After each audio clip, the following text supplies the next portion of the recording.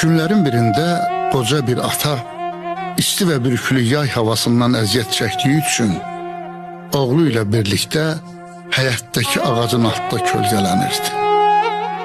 Oğlu qəzet oxuyur, özü isə çəliyə söykənərək sakitcə ətrafa oylanırdı. Həm isti yay havası, həm də ki həyətdəki sərçələrin səsi atanı rahatsız edirdi. Ağır eşitdiyi və zəif gördüyü üçün o hərdən qulağına gələn səsin nə olduğunu və hardan gəldiyini anlaya bilmədiyindən oğlundan soruşdu ki, oğul, o səs eləyən nədir? Oğlu gözünü qəzetdən çəkməyərək sərçədir dedi. Ata ətrafa ha boylanıb baxsa da heç nə görə bilmədi. Bir qədər sonra yenə səsdən rahatsız olan ata oğlundan təkrar soruşdu. Oğul, hərdən səs eşidirəm, o səs eləyən nədir? Atasının təkrar soruşmasından əsəbləşən oğlu, ay ata, indicə dedim axı, sərçədir, sərçə. Ata susub bir söz demədi. Amma o yenə də rahatsız idi. Hərdən qulağına gələn səslərin nə olduğunu anlamayan və yaddaşının zəif olduğundan əvvəlki soruşduqlarını unudan ata oğlundan təkrar bir də soruşur. Ay oğul, hərdən qulağıma zəif səslər gəlir. O səs eləyən nədir? Bu dəfə dözə bilməyən oğlu əlindəki qəzeti iki qatlayıb yerə çırparaq qəzəblənib deyir ki, ay ata, 3-cü dəfədir soruşursan, dedim axı sərçədir, sərçə. Ata heç bir söz demədən çəliyə söykənərək ayağa qalxıb yavaş-yavaş evə qayıdır. Çox çəkmir ki, əlində vərəqləri saralmış köhnə bir dəftərlə geri dönüb oğlunun yanına gəlir. Əlindəki dəftəri ona uzadıb deyir ki, bu dəftər sənlə yaşıtdı oğul. Götür bu dəftəri. Orada sənlə bağlı mənim çox xatirələrim var oğul. Hələ körpəykən beşikdə sənin hər qığıltına, dodaqdakı hər təbəssümünə, çöhrəndəki hər sevincinə 1000 məna verib özümə sənli bir dünya qurmuşam. O dəftəri oxusan görəcəksən ki, sən ilk dəfə sərçəni görəndə onun nə olduğunu məndən düz 27 dəfə soruşmusan. Mən də hər bir cavabında sənə o sərçədir canım mənim demişəm. Götür dəftəri oxu. Orada mənim sənə deyəsi çox sözlərim, həm nəsiyyət, həm də vəsiyyətlərim var oğul.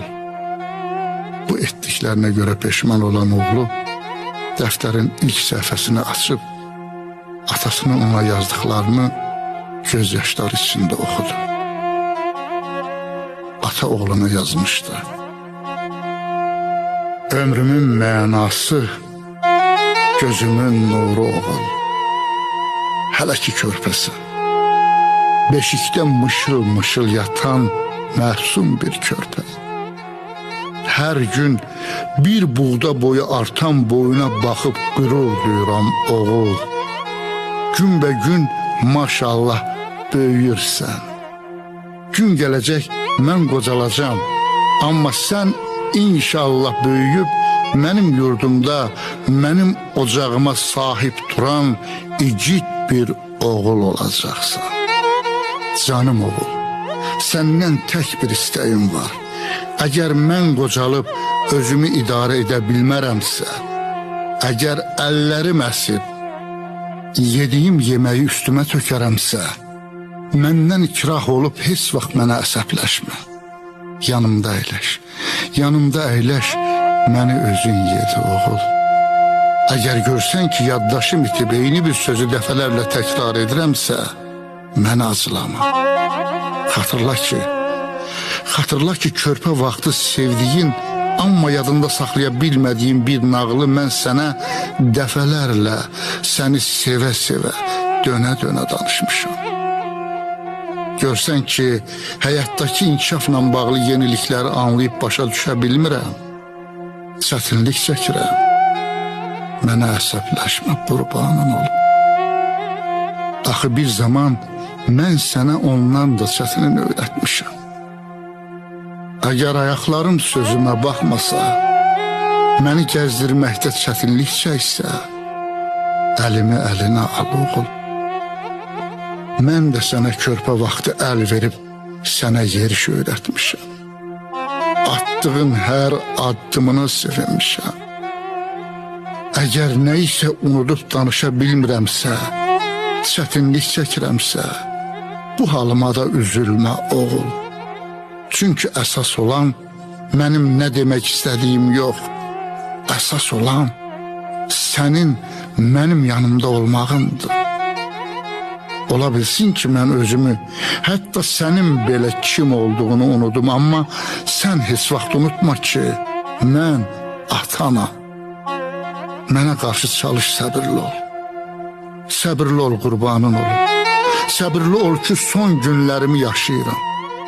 Səbirli ol ki, ömrümün sayılı qalan son günlərini barı rahat başa vura bilim. Sənə verdiyim əzablara, yaşatdığım çətinliklərə görə məni bağışla, qurbanım. Mənə haqqını halal et. Unutma ki, səni bütün ömrüm boyu qəlbimlə, ruhumla sevdim oğul.